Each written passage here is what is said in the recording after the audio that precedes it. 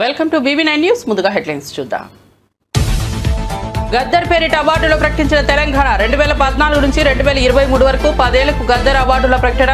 Gaddar film అవార్డులపై senior నటుడు మురళీమోహన్ కీలక ప్రకటన.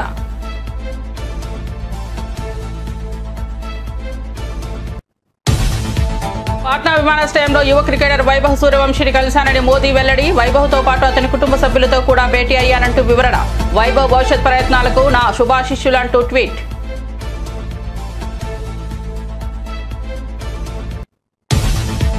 చంద్రబాబు వ్యాఖ్యలపై బీఆర్ఎస్ నేత జగదీష్ రెడ్డి విమర్శలు. హైదరాబాద్ అభివృద్ధి అంతా తానే చేశాననడం హాస్యాస్పదమని ఎద్దేవా.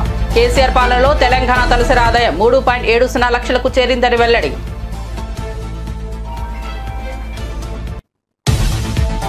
వెన్నుపోటు దినం పోస్టర్ ఆవిష్కరించిన సజ్జల. జూన్ 4న వెన్నుపోటు దినం కార్యక్రమానికి జగన్ పిలుపు. ఏడాదిలో ఎంత విధ్వంసం చేయాలో చంద్రబాబు చూపించారని సజ్జల ఎద్దేవా.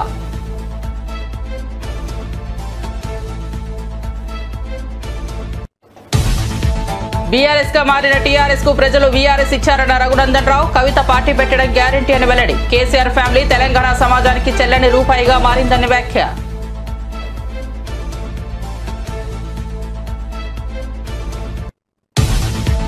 ఆపరేషన్ సింధూర్ ముగియలేదు. పాక్ మరోసారి వస్తే కోలుకునే అవకాశం ఇవ్వమని రాజ్నాథ్ సింగ్ హెచ్చరిక. ఐఎన్ఎస్ విక్రాంత్ ను సందర్శించిన రక్షణ మంత్రి రాజ్నాథ్ సింగ్. ఆపరేషన్ సింధూర్ పై కీలక వ్యాఖ్యలు చేసిన కేంద్ర మంత్రి.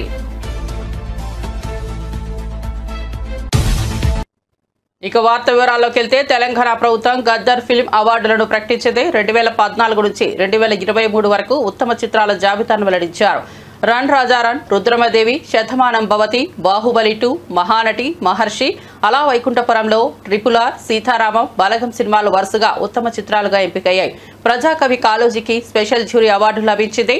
బాలకృష్ణకు NTR national film award, Vijay దేవరకొండకు కాంతారావు అవార్డు, మణిరత్నంకు పైడి జయరాజ్ అవార్డు, అట్లూరి పూర్ణచంద్రరావుకు నాగిరెడ్డి మరియు చక్రపాణి అవార్డు, సుకుమార్కు బిఎన్ రెడ్డి ఫిలిం అవార్డు ప్రకటించారు. సినిమా పరిశ్రమలో విశిష్ట సేవలకు గాను ఈ అవార్డులు లభించాయి. పాఠశాల థర్డ్ బెస్ట్ ఫిలిం అల్లుడు శ్రీను. అలాగే 2015 best film, first best film Rudramadevi.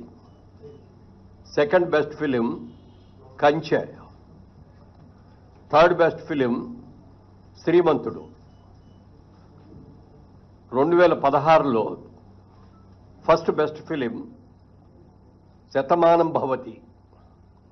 Second best film Pelli చూపులు.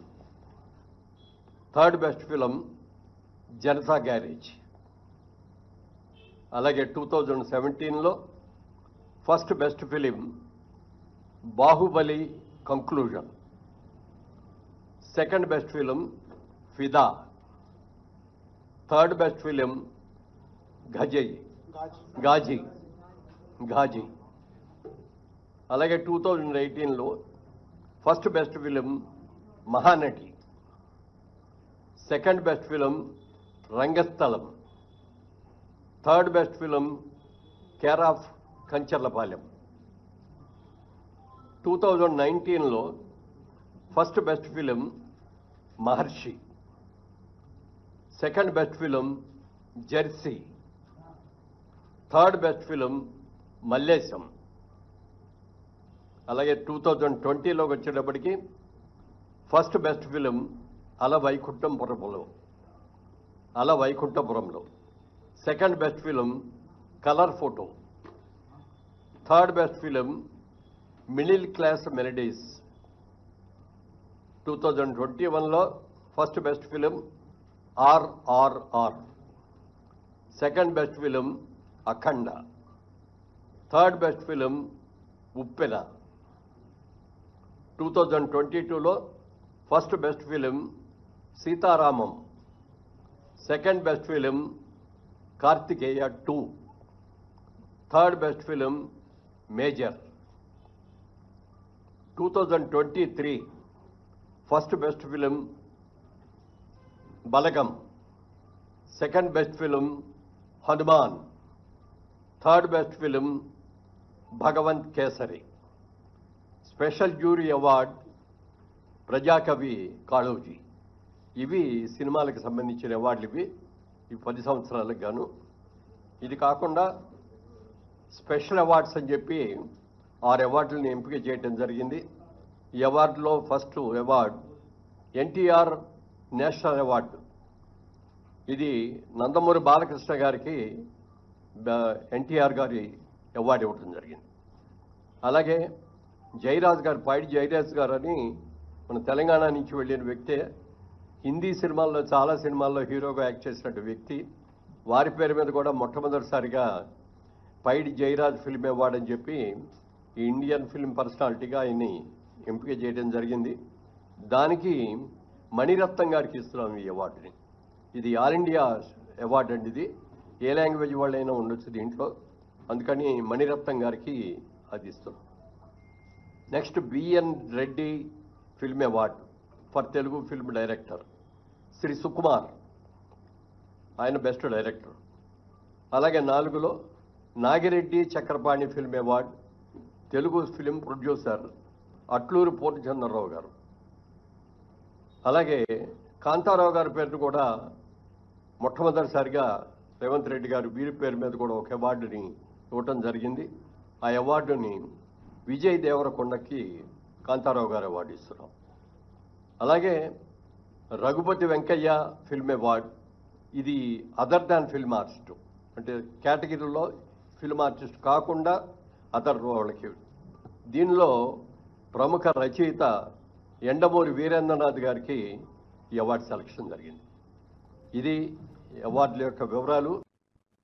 టీడీపీ అధినేత చంద్రబాబు మోసాలను ప్రజల్లో ఎండగడతామని వైఎస్ఆర్సీపీ నేత సజ్జల రామకృష్ణారెడ్డి ప్రకటించారు. జూన్ 4న రాష్ట్ర వ్యాప్తంగా వెన్నుపోటు దినం నిర్వహించనున్నట్టు చెప్పారు.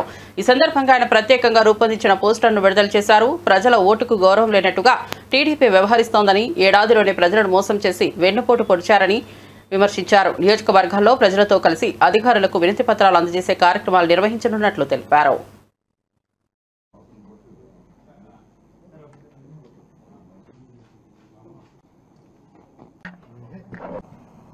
పూర్తిగా అమలు చేయకుండా అడ్డంగా ప్రజలను మోసం చేయడం కానీ బహుశా చరిత్రలో ఎప్పుడూ జరిగి ఉండదు.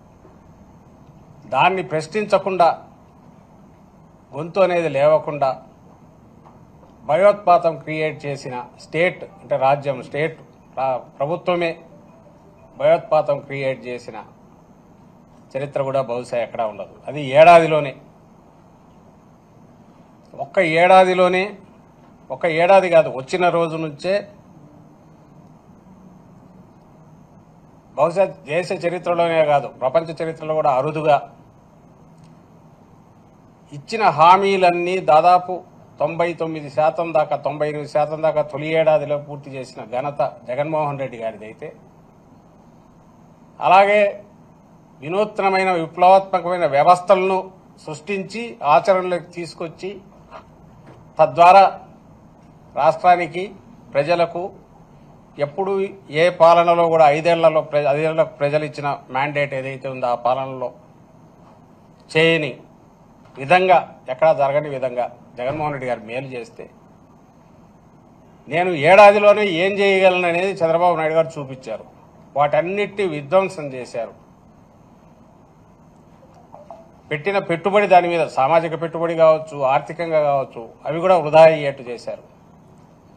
ఇంకో పక్క ఏడాదిలో ఎంత పవర్ చేతిలో ఉంటే దుర్మార్గంగా వ్యవహరించవచ్చు అనేది కూడా పూర్తి కాన్సన్ట్రేటెడ్ ఎఫెక్ట్లో అది కూడా చూపించారు.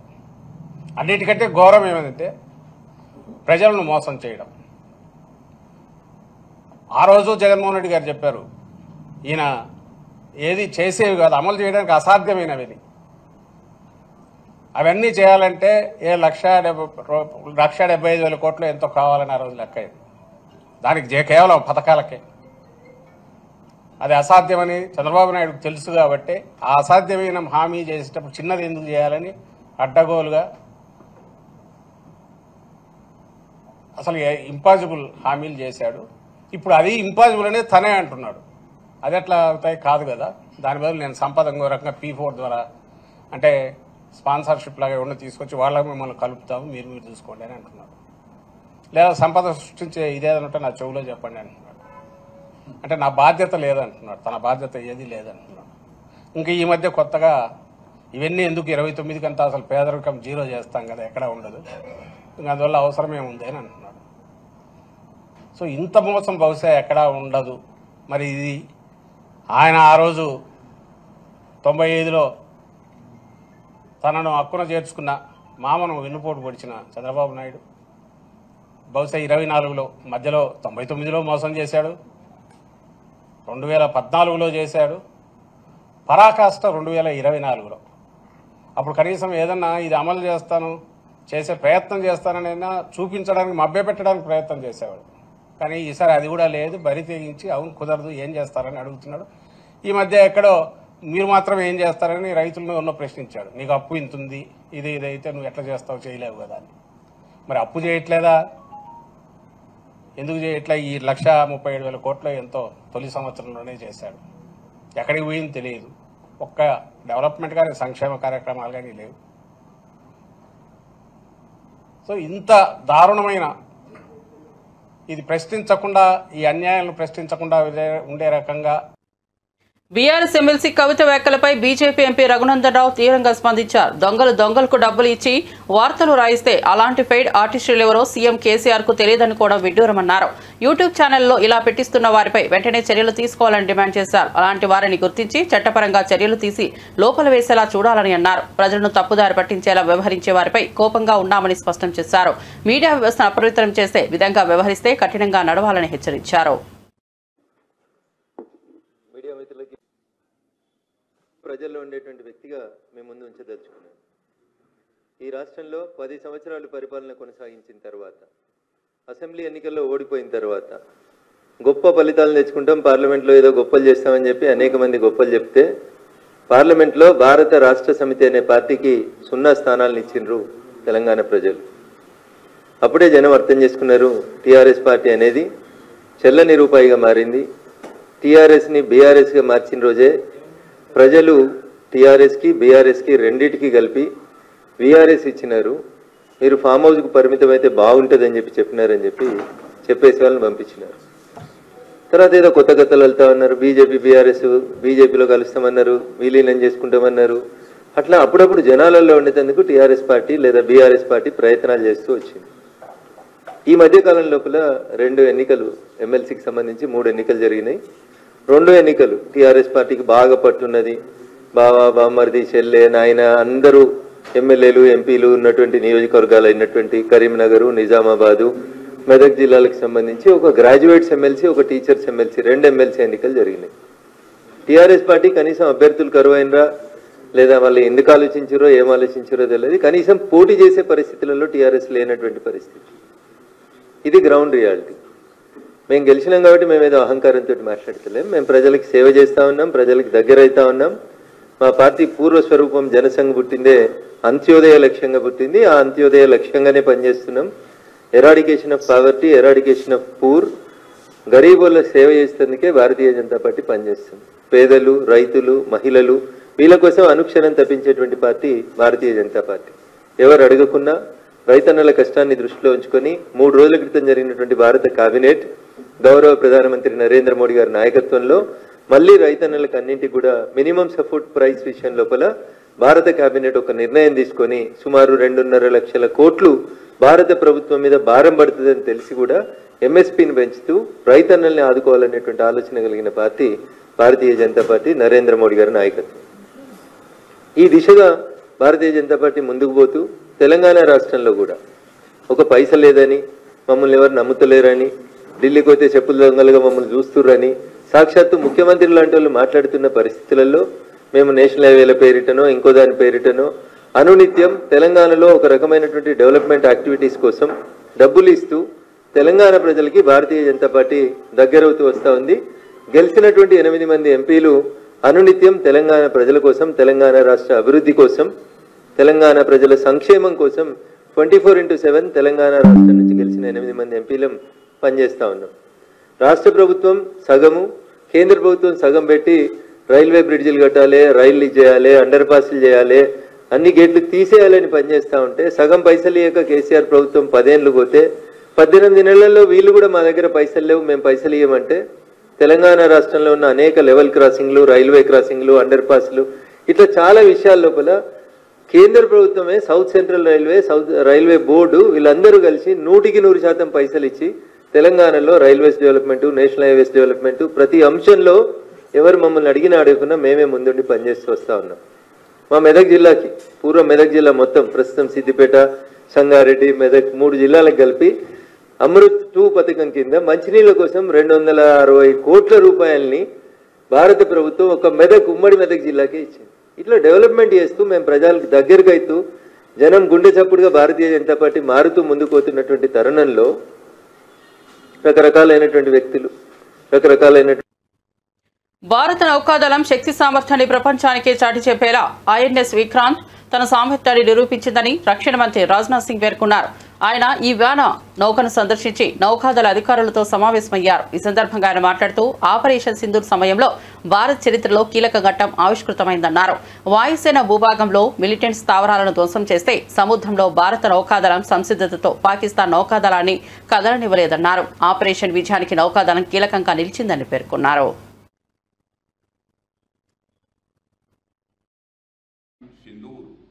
प्रारंभ किया तो हमारी आर्म्ड फोर्सेज ने जिस गति, गहराई और स्पष्टता के साथ कार्रवाई की, मैं मानता हूं वह अपने में अद्भुत था, वह बेमिसाल था। उसने न केवल आतंकवादियों की बल्कि उन्हें पालने पोसने वाले सरपरस्तों को भी स्पष्ट संदेश दे दिया है। भारत अब सहन नहीं करता है, भारत अब सीधा जवाब देता है। साथियों, जब उसी समय में हमने पाकिस्तान के आतंकी अड्डे और उसके इरादों को ध्वस्त कर दिया, हमारा प्रहार इतना तगड़ा था कि पाकिस्तान पूरी दुनिया से भारत को रोकने की गुहार लगाने लगा था। अंत में हमने अपनी शर्तों पर, और मैं फिर दोहरा रहा हूँ, हमने अपनी कंडीशंस पर और अपने मिलिट्री एक्शंस को रोका है। अभी तो हमारी सेनाओं ने अपनी आस्तीनें पूरी मोड़ी भी नहीं थी, अभी तो हमने अपना पराक्रम दिखाना शुरू ही नहीं किया था। साथियों, इस पूरे इंटीग्रेटेड ऑपरेशन में नौसेना की भूमिका बहुत ही गौरवशाली रही है। ऑपरेशन सिंदूर के दौरान जब वायुसेना ने पाकिस्तान की धरती पर आतंक के अड्डों को ध्वस्त किया, तब अरब सागर में आपकी आक्रामक तैनाती, बेजोड़ मैरीटाइम डोमेन अवेयरनेस और समुद्री वर्चस्व ने पाकिस्तानी नेवी को उसके ही तटों के पास सीमित कर दिया। वे खुले समुद्र में आने का साहस तक नहीं जुटा सके। साथियों, समुद्र में तैनात हमारे वेस्टर्न फ्लीट शिप्स ने आतंकवादी हमले के 96 आवर्स के भीतर वेस्टर्न और ईस्टर्न कोस्ट पर सरफेस टू सरफेस और सरफेस टू एयर मिसाइल्स और टारपीडो से कई सफल फायरिंग की, जो हमारी प्लेटफॉर्म, सिस्टम और चालक दल की कम्बैट रेडीनेस को दिखाता है। In long range precision strikes ने दुश्मन के खिलाफ हमारी इंटेंट और रेडीनेस को भी दर्शाया है और दुश्मन इसी से डिफेंसिव पोस्चर में आ गया। साथियों, हमारी फोर्सेस की फॉरवर्ड डिप्लॉयमेंट के साथ साथ विक्रांत कैरियर बैटल ग्रुप की फोर्सफुल एक्शन ने भी हमारे इरादे और क्षमता का प्रभावी संकेत दिया है। आपकी इस मजबूत तैयारी ने दुश्मन के हौसले को पहले ही पस्त कर दिया।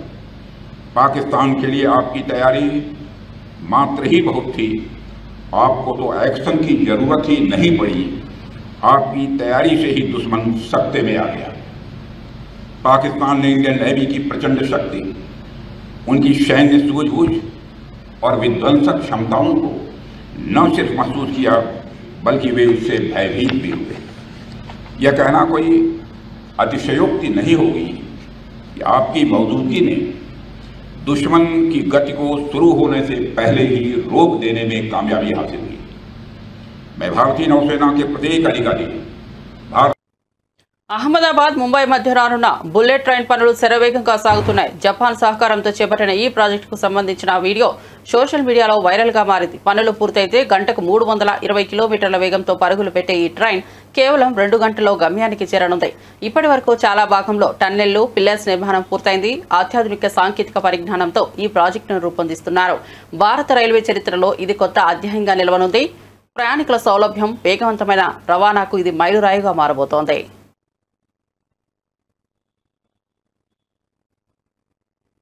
రాజస్థాన్ రాయల్స్ జట్టుకు చెందిన యువ క్రికెటర్ వైభవ్ సూర్యవంశీ తన తల్లిదండ్రులతో కలిసి ప్రధాని నరేంద్ర మోదీని కలిసిన సంఘటన ఇప్పుడు వైరల్ అవుతోంది. పట్నా విమానాశ్రయంలో జరిగిన ఈ సమావేశంలో మోదీ వారిని ఆప్యాయంగా పలకరించారు. యువ క్రికెటర్ వైభవ్తో పాటు అతని తల్లిదండ్రులపై ప్రధాని మోదీ అభినందనలతో పలికారు. ఈ హృదయమైన దృశ్యాలు సోషల్ మీడియాలో బాగా ప్రచారం పొందుతున్నాయి.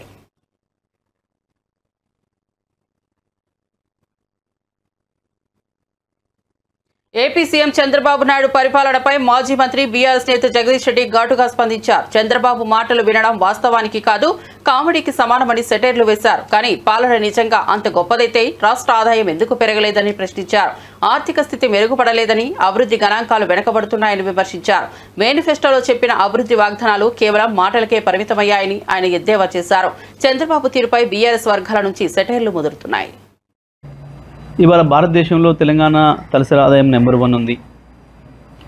కానీ దానికి కారణం నేనే అని మాట్లాడడం, పదే పదే హైదరాబాదు నేనే అభివృద్ధి చేసిన,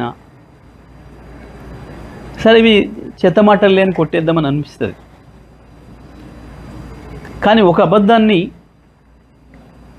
100 సార్లు చెప్తే నిజమని నమ్ముతారు అని ఏదైతే మనం గోబెల్స్ సిద్ధాంతం గురించి మాట్లాడుకుంటున్నామో, గోబెల్స్ కూడా సిగ్గుపడే పద్ధతిలో ఉంటాయి చంద్రబాబు నాయుడు గారి పనులు, మాటలు. 2004లో మీరు దిగిపోయిన నాటికి సమైక్య ఆంధ్రప్రదేశ్ది తలసరి ఆదాయం 25,900, 26,000 లోపు. ఇక ఆ తర్వాత మీకు పరిపాలన సంబంధం లేదు. 2014లో మీరు ఆంధ్రప్రదేశ్ని 5 సంవత్సరాలు పరిపాలించారు. కేసీఆర్ గారు తెలంగాణ పరిపాలించండు 2014 నుంచి 23 వరకు. మొత్తం భారతదేశంలో ఏ రాష్ట్రంలో రానటువంటి ఒక అభివృద్ధి ఒక్క తెలంగాణ రాష్ట్రంలోనే వచ్చింది. ఈ రంగం ఆ రంగం అని కాదు, ప్రతి రంగంలో అభివృద్ధిలో ఆకాశంలోకి దూసుకుపోయింది తెలంగాణ. 5 సంవత్సరాలు మీరు అక్కడ పనిచేసినారు ఆంధ్రప్రదేశ్ ప్రత్యేక ఆంధ్రప్రదేశ్ ముఖ్యమంత్రిగా. అక్కడ పెరగలే ఆ పద్ధతుల్లో తలసరి ఆదాయం. ఒక తెలంగాణనే సమైక్య ఆంధ్రప్రదేశ్ నుంచి విడిపడ్డ నాడు కేవలం 1,12,000 తలసరి ఆదాయం ఉంటే ఇవాళ 3,60,000 వచ్చింది, 3,70,000 వచ్చింది దాదాపు. ఇవాళకి కూడా నీ ఆంధ్రప్రదేశ్ తలసరి ఆదాయం 2.5 లక్షలే. చంద్రబాబు నాయుడు గారు దీనికి సమాధానం చెప్పాలి. మీరు నిజంగా మీ పరిపాలన అంత గొప్పదే అయితే ఎందుకు మీరు ప్రత్యేకంగా పరిపాలించిన ఆంధ్రప్రదేశ్లో తలసరి ఆదాయాన్ని అభివృద్ధి చేయలేకపోయారు? ఆంధ్రప్రదేశ్ మీద మీకు ప్రేమ లేక కన్నా ఎందుకు లేదు? 4 రోజులు ఉండి వాడుకొని పారేసే రాష్ట్రం కదా, మళ్ళీ ఎట్లాగా హైదరాబాద్లోనే వచ్చి డెవలప్ అయ్యి హైదరాబాద్లో కదా ఉండేది అన్న భావనతోనే. విజయనగరం పట్టణానికి సమీపంలోని రామనారాయణం ఆధ్యాత్మిక క్షేత్రంలో రాష్ట్ర ప్రభుత్వం ఆధ్వర్యంలో యోగాంధ్ర కార్యక్రమం భక్తి శ్రద్ధల మధ్య అట్టహాసంగా నిర్వహించారు. ఈ కార్యక్రమంలో మంత్రి కొండపల్లి శ్రీనివాస్, జిల్లా collector doctor B R Ambedkar, JCS Sethumadhavan పాల్గొన్నారు. రామధనస్సు ఆకారంలో రూపొందించిన యోగా ప్రాంగణంలో 1,500 మందితో యోగాసన ప్రదర్శన చేపట్టారు.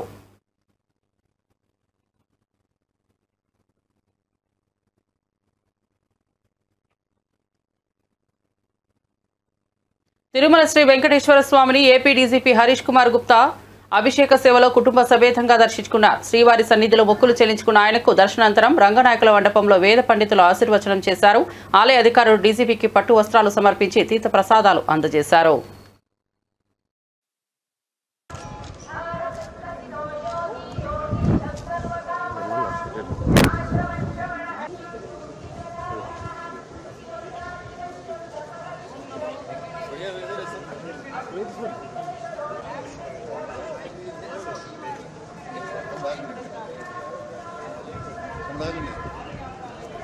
ఇక్కడ బండి ఎక్కింది.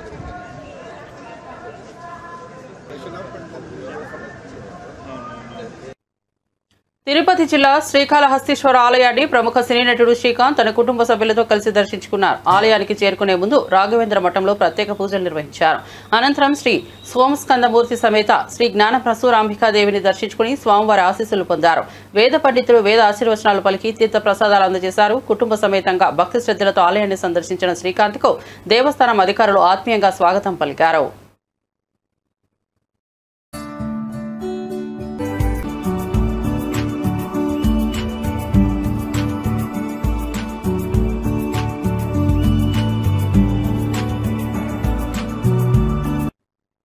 నైరుతి రుతుపవనాల ప్రభావంతో కడప జిల్లాలో వర్షాలు బాగా కురుస్తున్నాయి. ఉదయం నుంచి నల్లటి మేఘాలు ఆకాశాన్ని కమ్మేయడంతో వాతావరణం ఒక్కసారిగా చల్లబడింది. అనంతరం మొదలైన వర్షం గంటకు పైగా కొనసాగుతుంది. దాంతో వాహనాలు, పాదచారులు తీవ్ర అసౌకర్యాన్ని ఎదుర్కొంటున్నారు.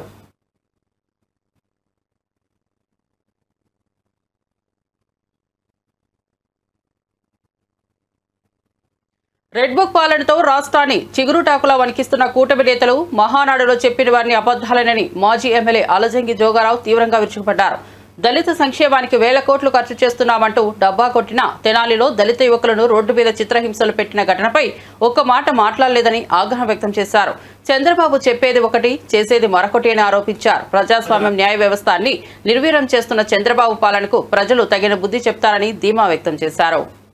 నారా చంద్రబాబు నాయుడు మరియు కుమారుడు నారా లోకేష్ నిన్న జరిగిన మహానాడులో మరి ముఖ్యంగా దళిత సంక్షేమానికి 40,000 కోట్ల రూపాయల ఖర్చు పెట్టామని గొప్పలు చెప్పుకున్న తెలుగుదేశం పార్టీ నాయకులు ఈరోజు తెనాల్లో జరిగే 3 దళిత మరియు మైనారిటీ యువకులపై వరటిపి ప్రయోగించి మానవ హక్కులను ఉల్లంఘించిన వైనాన్ని ఈ తెలుగుదేశం ప్రభుత్వం, ఈ ఎన్డీఏ కూటమి గుర్తు రాకపోవడం నిజంగా శోచనీయం.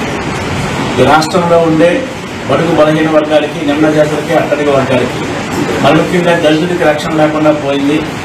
ఈ రాష్ట్రంలో దళిత ఐపీఎస్ ఆఫీసర్ని రోడ్డు మీద నిలబెట్టిన వైనం, దళిత మహిళలపై ట్రాక్టర్ ఎక్కించిన వైనం, మరి ముఖ్యంగా దళిత నాయకులపై తప్పుడు కేసులు పెట్టిన వైనం కూడా గుర్తు చేసుకోవాల్సిన బాధ్యత రాష్ట్ర ప్రభుత్వానికి ఎంతైనా ఉంది. ఈ రాష్ట్రంలో చంద్రబాబు నాయుడు గతంలో అయితే దళితులు ఎవరైనా సరే దళితులుగా పుట్టాలని కోరుకుంటారా? అలాగే ఈ రాష్ట్రంలో దళితులు ఏమో శుభ్రంగా ఉండడం మంత్రి అయిన సందర్భం కూడా ఉంది. అటువంటి నాయకులు ఈరోజు దళిత సంక్షేమాన్ని పెద్దపీట వేసామని చెప్పి ఈరోజు గొప్పలు చెప్పుకున్న మహానాడులో గొప్పలు చెప్పుకున్న తెలుగుదేశం పార్టీ నాయకులకి ఈరోజు సూటిగా చెప్తున్నాం. దళితులను మీరు ఎంత అణచివేసినా, ఎంత ఇబ్బంది పెట్టినా, వాళ్ళపై ఎటువంటి కక్షాలు చర్యలు తీసుకున్నా మేమైతే సూటిగా ఒక మాట చెప్తున్నాం. ఈ రాష్ట్రంలో ఉండే బడుగు బలహీన వర్గాలు కానీ, నిమ్న జాతులు కానీ, అట్టడి వర్గాలు కానీ, దళిత వర్గాలు కానీ వైఎస్ జగన్మోహన్ రెడ్డి గారి పరిపాలనలోనే సురక్షంగా ఉన్నామని ముక్తఖండంతో చెప్పడం జరుగుతుంది. కాబట్టి ఖచ్చితంగా తెలుగుదేశం పార్టీ నాయకులకు కానీ, నారా చంద్రబాబు నాయుడు కానీ, లోకేష్ గారు చెప్తున్నాం. బులెటిన్ ముగించే ముందు హెడ్లైన్స్ మరోసారి చూద్దాం. గద్దర్ పేరిట అవార్డులు ప్రకటించిన తెలంగాణ 2014 నుంచి 2023 వరకు 10 ఏళ్లకు గద్దర్ అవార్డుల ప్రకటన. గద్దర్ ఫిలిం అవార్డులపై సీనియర్ నటుడు మురళీమోహన్ కీలక ప్రకటన.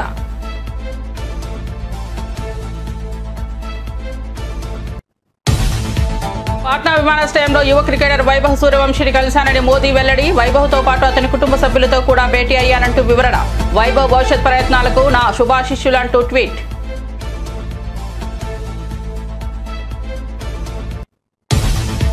చంద్రబాబు వ్యాఖ్యలపై బీఆర్ఎస్ నేత జగదీష్ రెడ్డి విమర్శలు. హైదరాబాద్ అభివృద్ధి అంతా తానే చేశాననడం హాస్యాస్పదమని ఎద్దేవా. కేసీఆర్ పాలనలో తెలంగాణ తలసరి ఆదాయం 3.70 లక్షలకు చేరిందని వెల్లడి.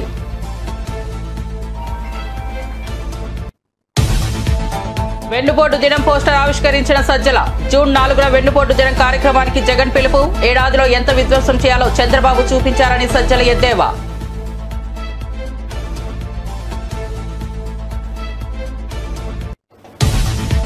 బీఆర్ఎస్ గా మారిన టీఆర్ఎస్ కు ప్రజలు వీఆర్ఎస్ ఇచ్చారన్న రఘునందన్ రావు. కవిత పార్టీ పెట్టడం గ్యారంటీ అని వెల్లడి. కేసీఆర్ ఫ్యామిలీ తెలంగాణ సమాజానికి చెల్లని రూపాయిగా మారిందని వ్యాఖ్య.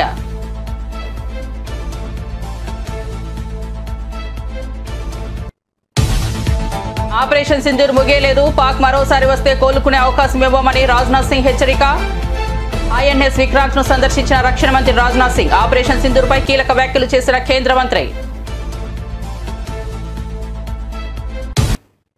ఇవి బులెటిన్ విశేషాలు. చూస్తూనే ఉండండి VV9 న్యూస్.